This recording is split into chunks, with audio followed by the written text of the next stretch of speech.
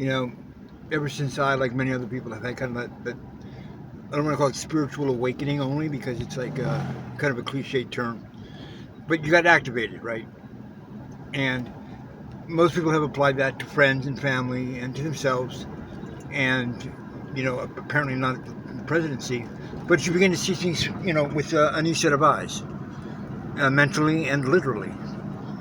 And one of the things that I've explored is one of the things that always brought me down. I mean, I'm 15 years sober now from a pretty wicked Vicodin addiction. Now, the Vicodin addiction alone did not lead me to break up with my fiance, who was like my soulmate.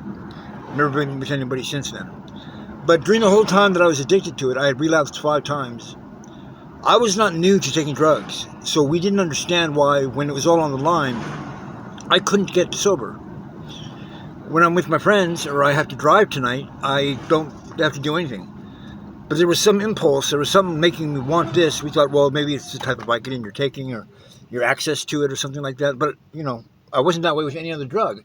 And I'd taken almost every other drug. And I'm making a lot of money. I mean, I'm working in the entertainment industry. Maybe that was the worst thing. I mean, so I had money to spend on this stuff. But we always did discuss, like, we weren't really aware of all the things that exist in this world, but we were aware that something was different about this. We both were. We admitted it. It was a very cordial breakup.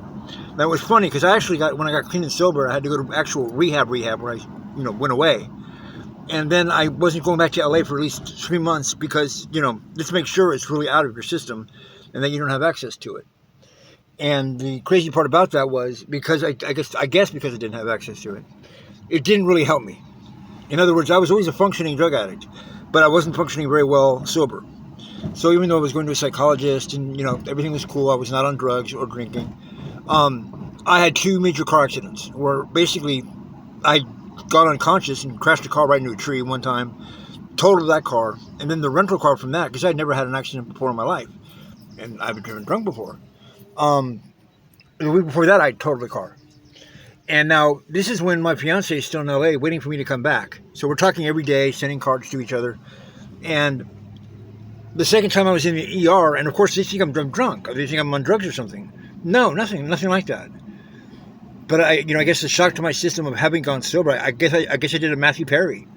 But I wasn't on any ketamine. Just some things, sometimes maybe you shouldn't fuck with what's not broken. It's one thing I'm realizing. And I had these problems. Now, these are the things that she worried about when I was taking drugs. How are we going to have kids if you're going to live like this? How are you going to live a wild life and we're supposed to be getting married? And that's what initially started. I mean, she was a drug dealer. I mean, she only sold weed, but she wasn't a stranger to this. None of us were. We grew up in that culture.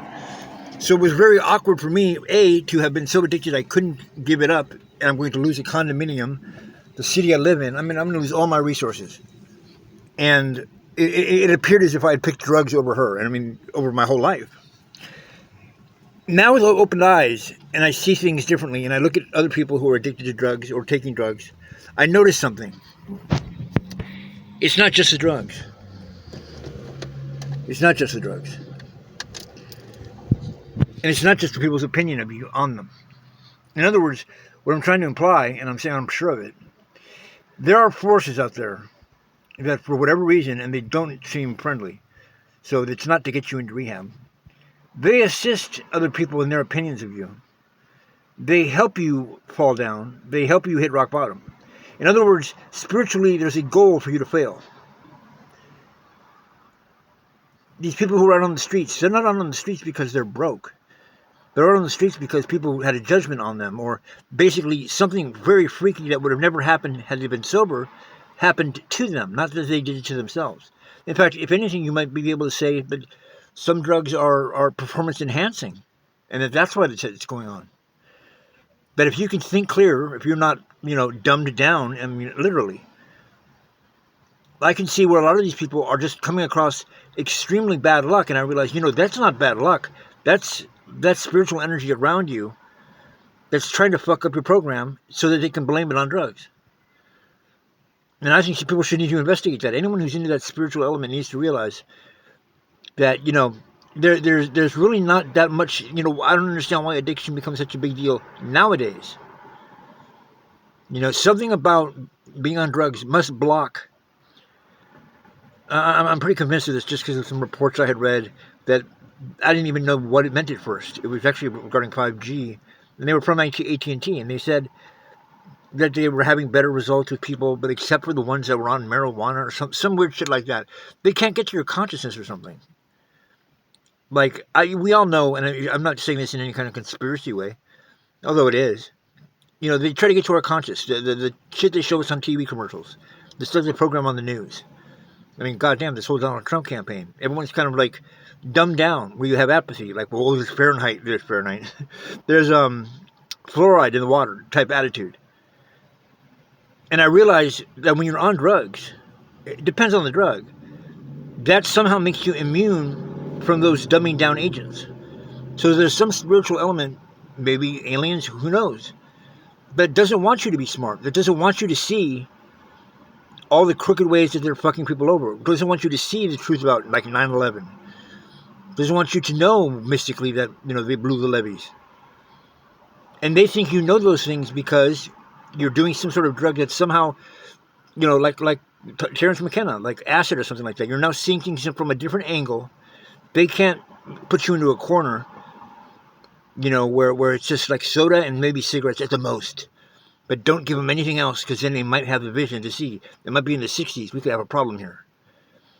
And so then they raised prison time for people who are, I mean, like with abortion. It's like, I understand a woman's right to her own body.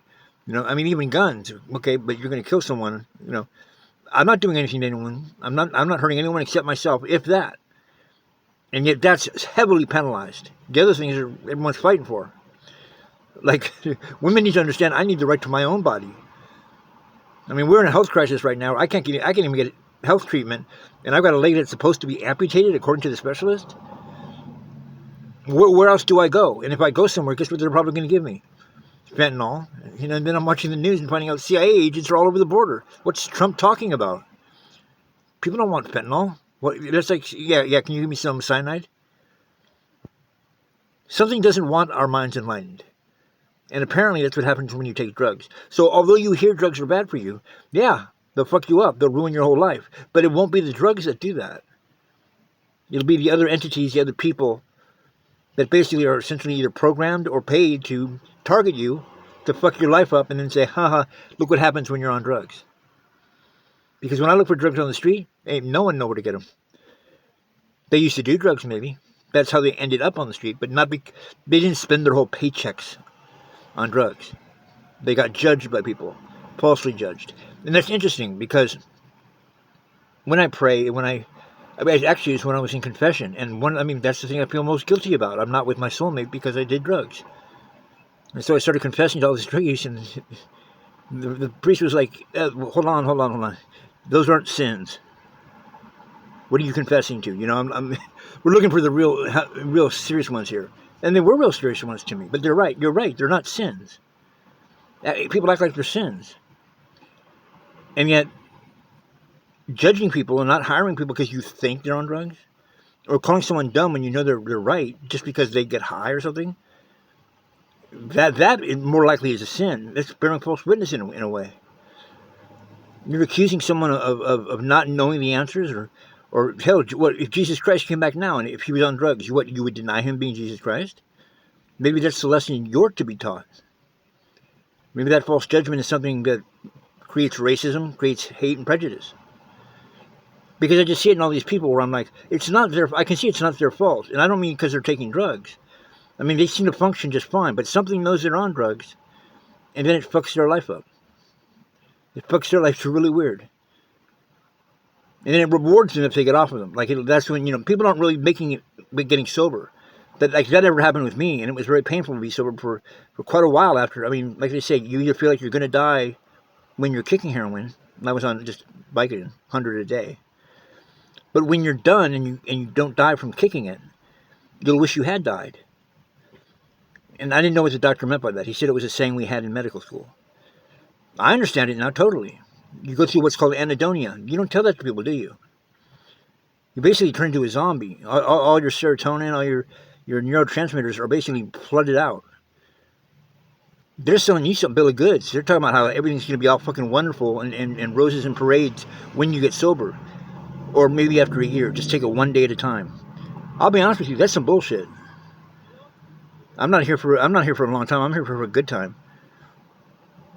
So if you have some opinion of me just because you heard I took drugs or just because I told the truth, I go to AA meetings, NA meetings. Those motherfuckers aren't telling the truth. They'll sit there and tell you all these great stories about when they partied holding a baby and then saying, "But I'm so glad I'm finally sober now." Yeah, right. Instead of being high on heroin? I don't believe that. But then again, you go through a lot of shit in life and you start seeing a lot of shit in life when you're on drugs. It opens up your mind to realizing you're more spiritual and you become more of a... Your truth becomes a burden to you. In other words, you don't want to lie to people. When you're sober, you don't give a fuck. I know that sounds crazy to say. I mean, I'm not saying people won't lie to get drugs. I'm saying just being honest in general, being a better person, seems to come easier to me whenever I'm high or whenever I'm feeling good. But whenever you're struggling and trying to make it, I mean, you'll do anything. At least you're not on drugs. Think about it.